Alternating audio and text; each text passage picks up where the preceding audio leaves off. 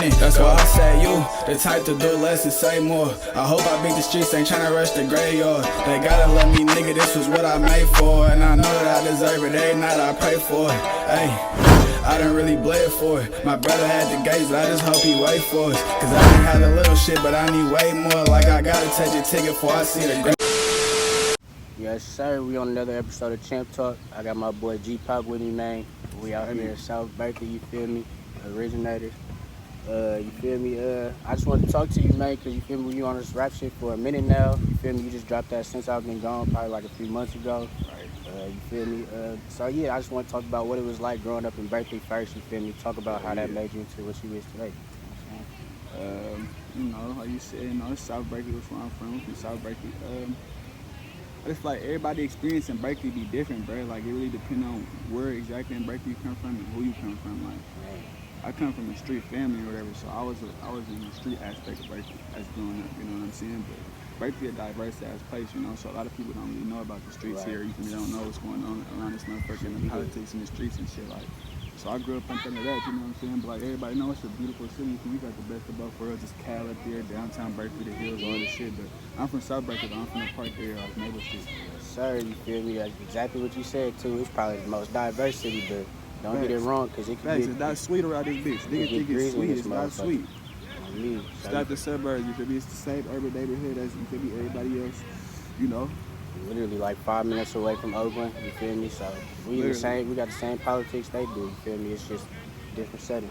But yeah, you feel me? I've been there listening since you was them G Baby 2800 days though, man. A lot of niggas don't know about the G Baby 2800. Niggas done came a long way though, bro. You feel me? Just tell me how you started rapping, what made you want to do it, and then what made you take it serious though. Like I see now, like you kind of like take it to another level, and it feel like you really been finding your groove with it. So. Hell yeah. I started rapping hella young, bro. Like a lot of niggas, you know, like play around with it. But I think like the first time I ever, it wasn't good or nothing I used, but the first time I ever recorded something, bro, I was probably like 5 or 6, and I did that shit by myself. Me and my nigga Zoo, we started at Gribb's house in the basement. Hell yeah, bro. We was like, the PS2, they had this little game. It was probably like $15, bro. It was called Music Maker. And you get on that bitch. You could make little beats and shit, and then you could record. You just need a USB mic. We was like 6'5", you feel me, however old. We went and got all that shit, bro. And we set it up in the basement like it was a real studio. Like, you know, we put the mic in the closet. We had the little, the TV screen showing the beat things, and you know, like a monitor. And then kind of like just from there, like, I don't know. And then like another thing, like all this shit that I grew up listening to a lot of music. Like I'm a real music fan first before a rapper. So I'm a real music listener and shit. And I grew up listening to a lot of music. And a lot of the shit that people was rapping about, I wasn't personally doing that young, obviously, when I was a kid. But I was around that shit, so it was so relatable. Like, all this shit that these niggas talking about, I'm seeing it in my everyday life when I come home or when I jump in the car with my parents or my peers, you know what I'm saying? So, like... But that shit make it easy, though, because, I mean, for other niggas, that shit be, like, fake shit. Like, it's something they, you feel me, they might see, but they ain't really around like that, you feel me? Your shit authentic, because, you feel me, you grew up around it, you know what I'm saying? So, you feel me, that, you feel me, when I think I really start tuning in when y'all dropped that. I think the first one was Boss Talk in 2016. Hell yeah, that was my first project, bro.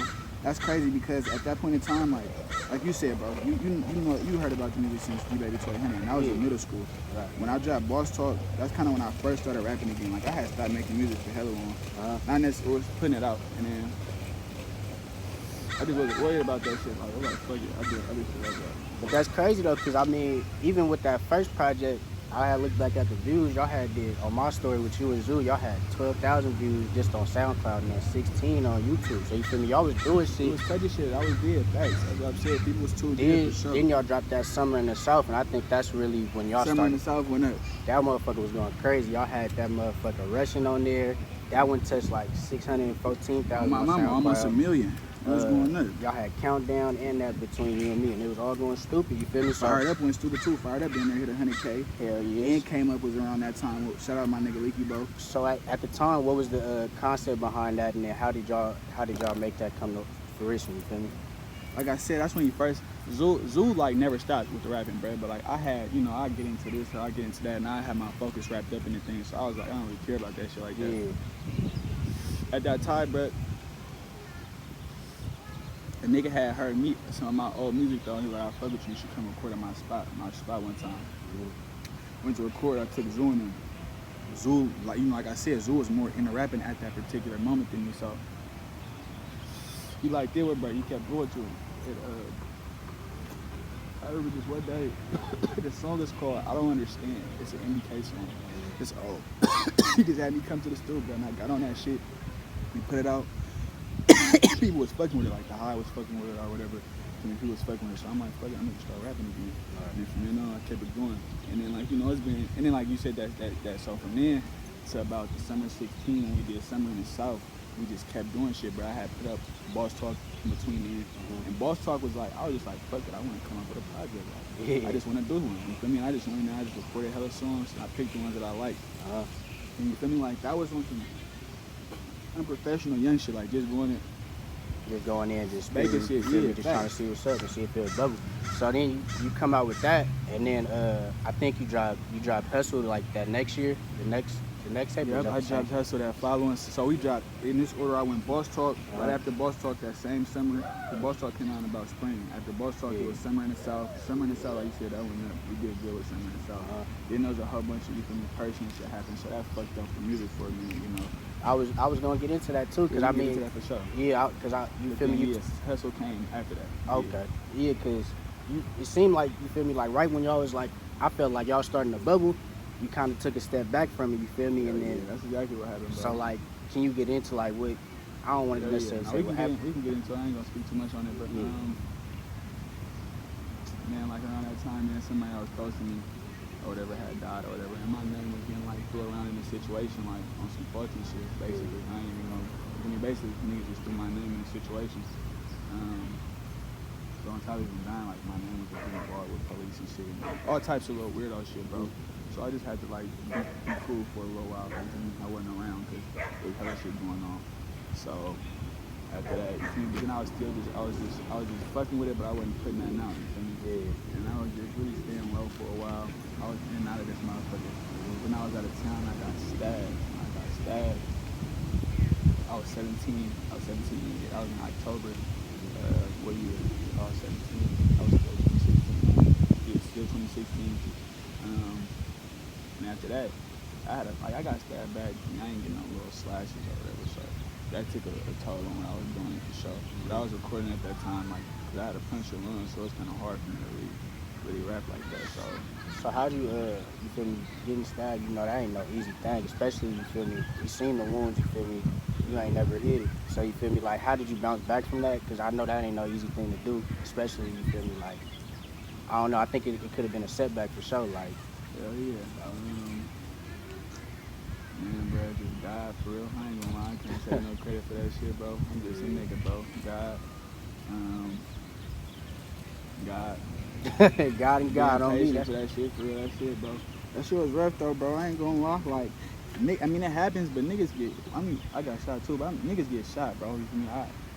Stab a different type of pain, though. That's some different shit, bro. Like, that's not really even in our. Niggas do it, but that's not even in our culture like that. Right. You feel me? So, I don't know. That's the last thing I expected to happen to me. I ain't gonna say that shit was bad though, bro. Like, that shit was deep. Like, that wasn't no minor injury for sure. I had bad life-threatening injuries for sure. So, God, 100%. So then after that, I think, is that when you took your like a break kind of, and then you came back, and then that's when you dropped since they've been gone, or since I've been gone?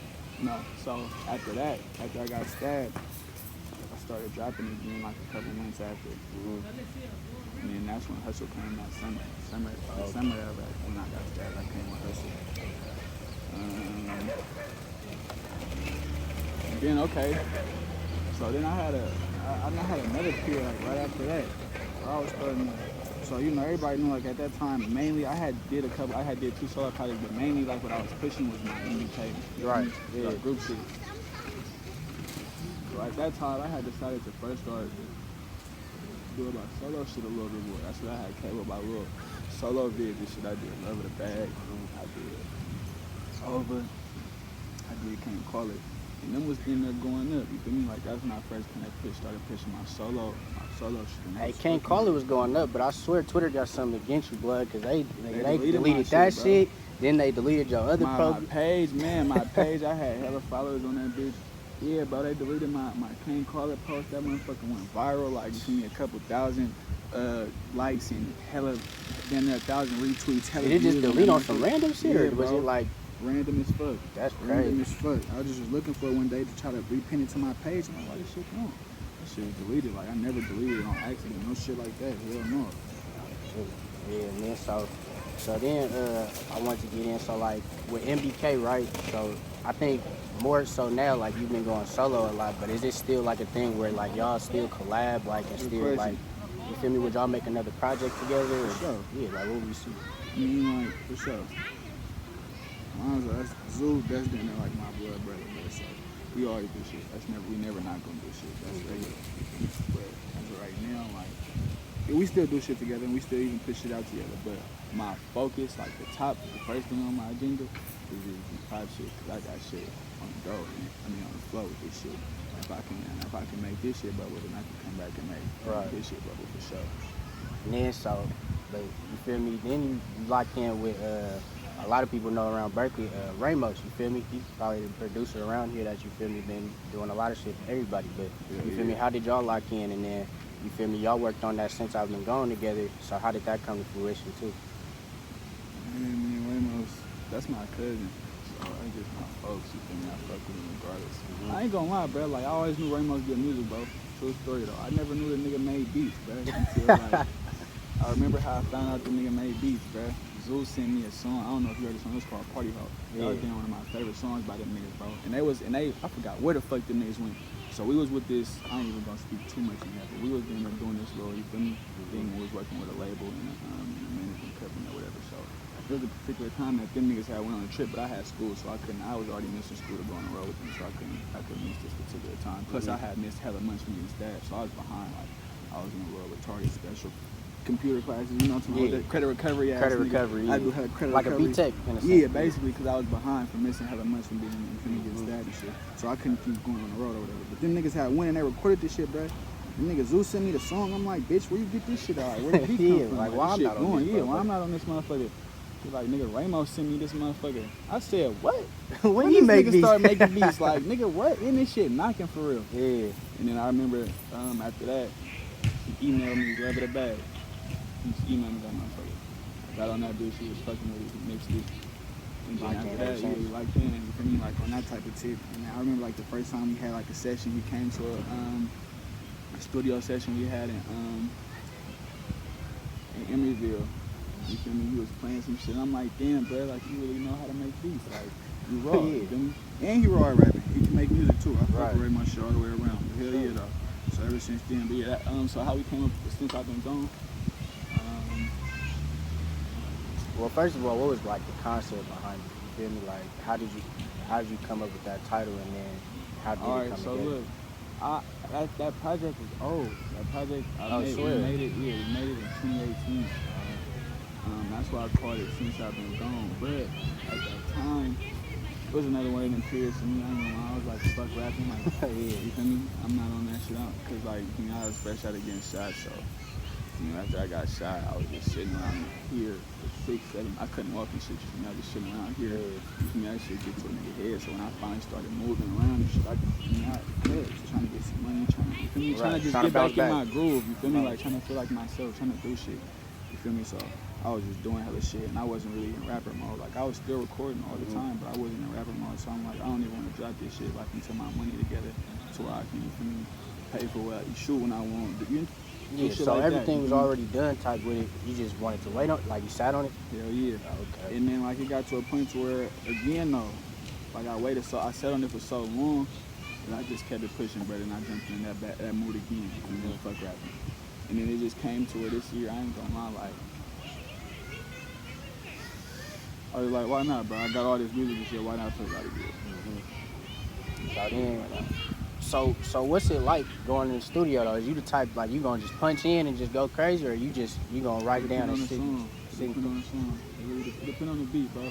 And it depend on how I get the beat too. I ain't gonna lie. Like some niggas will live cook with you. Like if you need some niggas will wait till you get in there and they'll start making that bitch in front of you. If a nigga make that bitch in front of me, I'm finna write, and I'm probably gonna write it faster. And it's probably gonna be easier because I'm gonna get to build with the beat. You feel me? So I'm gonna get a feel for the beat early on, rather than having to listen to beat a couple times before I get a feel for it or whatever, you feel me? So it depends, but Nah, I don't be really needing to punch in like that. I can, but I don't really be needing to. Like, I usually can come up with my whole shit at once. Yeah. Some niggas prefer to punch in because they feel like, oh, I'm not writing my shit. But I ain't gonna lie, like, if you ever, like, really listen to my lyrics, like, I be putting, like, you feel me, I use certain words that mean certain, you feel me, I like my shit to mean shit and sound and say You ain't just shit. putting out no bullshit just to do it. Basically, but you feel me, I don't want to use the same word pattern over and over, so I be trying to really write down my words and find new words, like, hella little shit, bro. So, yeah, I be writing my shit, I ain't gonna lie, I write my shit. Ain't nothing wrong with that, though. Them be sounding better a lot of times, though, because a lot of times when niggas punch in, like I said, they just be saying anything, and then the song don't really be meaning that. It really just be the beat that be going crazy for a lot of niggas. But, niggas get these beats, boy, and that's it. I'm saying, bro, shit just sound good in the car, because that motherfucker bumping. But, yeah, like, is there any other artists that you, like, want to work with, or producers in the Bay that you have been working with that we could, like, expect that's on the way?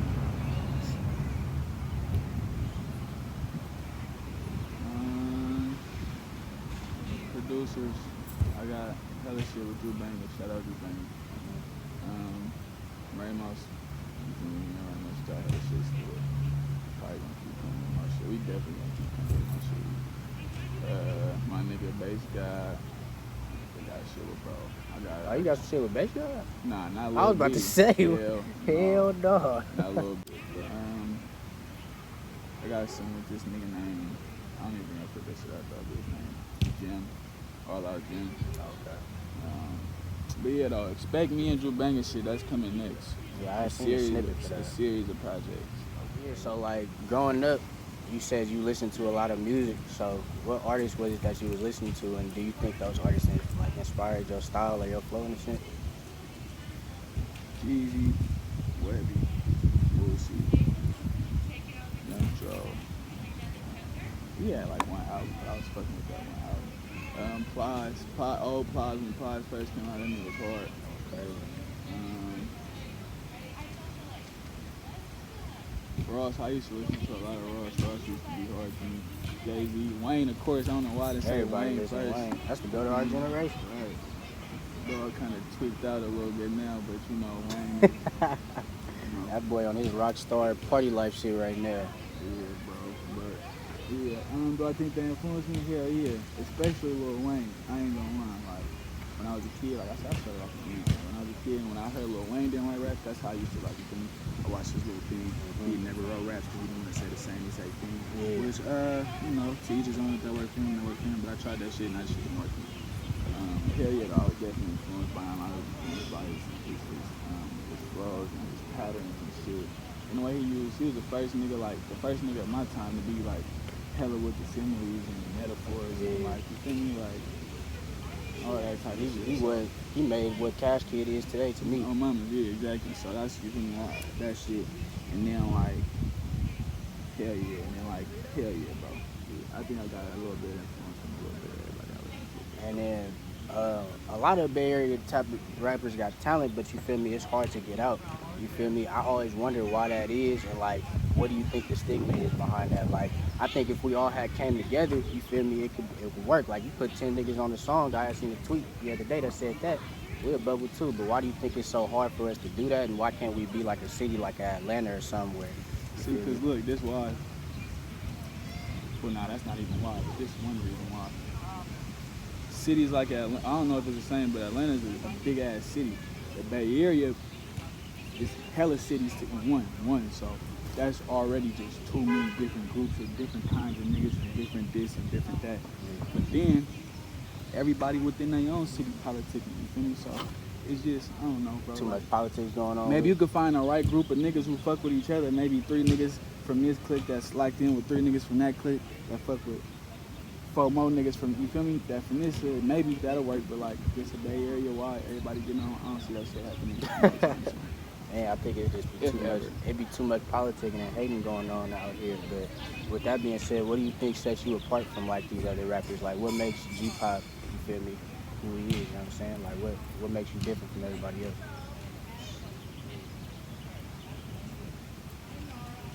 Because I'm really being myself in my shit. Like, I'm not trying to be like, if you really pay attention, like, I'm telling my personal stories or the stories of the ones around me, you feel me? And I'm talking like relatable shit. And I really think though, it's really like, I would say that I can embrace the top me. Not only that, number one, because I don't sound like nobody to me. I don't sound like no nigga in the Bay. I don't sound like no nigga from Detroit. I don't sound like, I just sound like, where is this nigga from? Or who is this nigga like? Right. To me, I don't feel like I rap like it. I don't get on straight Detroit shit. I don't get on Bay. You got your own shit. Like, I feel like I got my own style to this shit for real. You feel me? Then it's like authentic, bro. Like, you feel me? Young nigga trying to get up out this motherfucker, trying to get some cheese. Man, I only got a few more questions left for you. Just lastly, like, how with this pandemic going on and stuff, has it affected you in any way? And then, if not, you feel me, how do you feel about it and what do you think? You feel me? For a second it did. For a hot little second. Not for too long. For a hot little second. And it, but low-key, a little bit, matter of fact. Because, I got a little brother, so throughout this time, like, I would usually be, like, back and forth more. Yeah. For me, I wasn't trying to be on no flights as much or be on no transportation as much. You feel me, with all these people, so it took a little second. And hell yeah, like, my dumb ass, I lost my wallet. Like, the day this shit started in Atlanta. Yeah. I lost some little shoes out there, so I was already set back. And then is it possible it could have helped too? Like, have you been in the studio more since it happened? Like, you feel me, had more time to record? Fuck yeah. Me and that nigga do Banger did like, within like 6 different days. 6 days, we probably did like 20 songs. Okay. You feel me? Like, that's cool. So we going in there and cooking and knocking shit out. Cooking that shit out. And then, it's a whole lot of other shit going on too with this George Floyd situation and then this protesting and stuff. So how you feel about that? And then what do you think is like? I don't know if anybody got a solution. That shit, but I don't think it's. I don't know. Yeah, it ain't no. I'm 100% in support of this shit, bro. I ain't gonna lie. Like every single part of it, nigga. Keep not listening what the fuck the police talking about, nigga. Keep looting if y'all can, nigga. That's reparations. I don't give a fuck, nigga. That's the way to put the wealth back in the black community. They did the same thing to Black Wall Street. You get that shit for free, nigga, and then you go break bread with your people. Everybody get what they want for a discounted price, and niggas get their money. There's no reason niggas shouldn't have no cheese. You feel me? Not even to make it about stealing and no shit like that, but that's how you put the wealth in the black community, nigga. Don't let no white people get shit. You see any white people getting something snatched out their hand, beat their ass, nigga. And keep turning that shit up, but I ain't gonna lie. Cause it's the most I done ever seen a whole country participate in. I ain't never seen some shit be this big, bro. I said the same shit, cause I mean, even like when we was in high school and shit, we used to do little walkouts and we would see like the protests go for like a week or you feel me or something like that. Going, bro. And this shit like global too. Global, like, I done seen Paris and hella countries protesting, but it's well needed though. You feel me? Like, maybe it's just me. I ain't never seen nobody burn down no police station. Hell no. I don't especially know in Minnesota. I don't know who did it, you feel me? But even if it might not even been no black person, it might have been one of them, you feel me? But I don't know who did it, but I ain't never seen nobody burn down no police station, nigga. They turned up, so I'm in support of that shit. Keep going, I ain't gonna lie. Don't stop that shit. Yeah, I mean, shit. Just lastly, you said you got a lot of shit going on with Drew Banger, so when can we expect that to come out? And then, you feel me? So when can we expect some other projects to come out too? If you do have any release dates in mind, you feel me?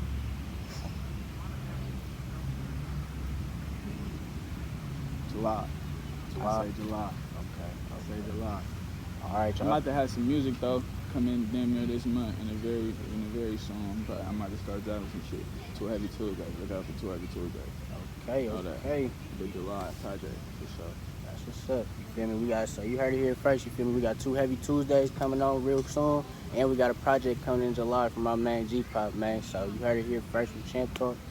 Tell them, you feel me, with your Instagram, Twitter, you feel me? Anything you want me to follow you on?